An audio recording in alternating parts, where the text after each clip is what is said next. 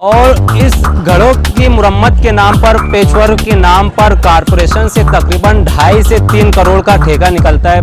3 करोड़ रुपया किधर जाता है कहीं नजर नहीं आता। अगर हमें 2 दिन के बाद यानी कि मंडे के रोज हम फिर जाएंगे कमिश्नर ऑफिस और अगर हमें किसी तरह का कोई जवाब नहीं मिलता है, कोई इत्मीनान बख्श हमें जवाब नहीं मिलता है, तो हम कमिश्नर ऑफिस में ही धरना देंगे।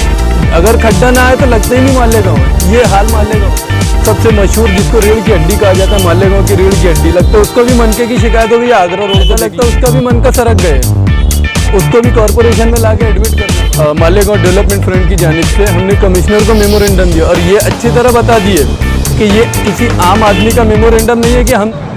आज एमडीएफ की जानिब से किस मुद्दे पे कमिश्नर से बातचीत की गई? आज जो है एमडीएफ की जानिब से हमने कमिश्नर को एक लेटर दिया।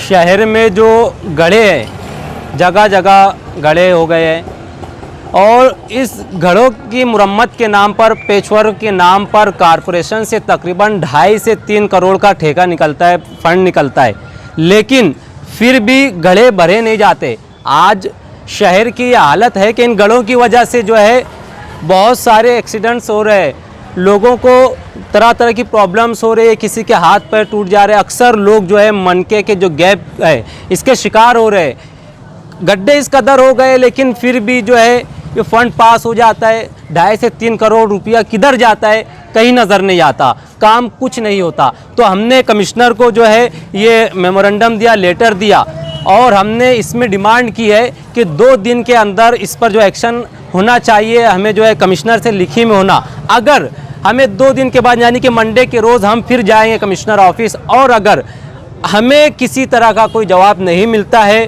कोई इत्मीनान बख्श हमें जवाब नहीं मिलता है, तो हम कमिश्नर ऑफिस में ही धरना देंगे। इसके अलावा हमने कमिश्नर से ये भी कहा कि अगर ये काम नहीं होता है और इन गड्ढों की वजह से अगर कोई एक्सीडेंट होता है तो हम अगर कोई कदम उठाते हैं, हम कोई कार्रवाई करेंगे, अगर हम एफआईआर करेंगे तो इसके जिम्मेदार जो है कमिश्नर और डिप्टी कमिश्नर होंगे, ठेकेदार होंगे। इस मुद्दे पर जो है हमने ये आज लेटर दिया। बहुत प्रॉब्लम है, इतनी प्रॉब्लम है कि रिक्शा वाला तो बता ही नहीं सकता।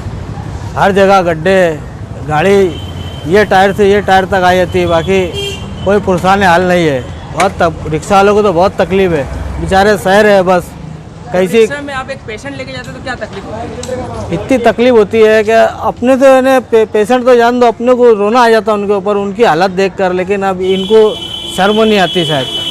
ज़्यादातर सबसे पहले तो मैं मालेगांव की आवाम को ये बताना चाहता हूँ कि ये डी क्लास कॉरपोरेशन, 450 करोड़ का बजट रखने वाली डी क्लास कॉरपोरेशन, आज मालेगांव का ये हाल है कि शहर के कोई भी रास्ता सिवाय ये कॉरपोरेशन के और कोई रास्ता बिना खड्डों के मौजूद ही नहीं है, वजूद ही नहीं होता है। अगर खड्डा ना आए तो लगता ही नहीं मालेगांव है, ये हाल मालेगांव का। और रही बात कि इनकी तकालीफ, तो शायद जो झेला है, जिस पर गुजरी है, वो ज़्यादा बेहतर बता पाता है। यहाँ पे मालेगांव शहर में आप हड्डियों के हॉस्पिटल्स में चले जाएं, ज़्यादातर मनकों के मरीज़ हैं, उसकी वजूहत यही होती हैं, चाहे वो बच्चे हो, बूढ़े हो, बुज़ुर्ग हो। एम्बुलेंस को चलने के लिए रास्ता नहीं होता इन खड्डों की वजह से। सबसे मशहूर जिसको रीढ़ की हड्डी कहा जाता है, मालेगांव की रीढ़ की हड्डी, लगता है उसको भी मनके की शिकायत हो गई। आगरा रोड को देख लीजिए, ऐसा लगता है उसका भी मन का सरक गए, उसको भी कॉरपोरेशन में लाके एडमिट करना पड़ेगा। हर साल करीब करोड़ से 2 करोड़ रुपए को उसके नाम पे हेर फेर हो जाता है, लेकिन सड़कों का आज भी वही हाल है जो पहले था।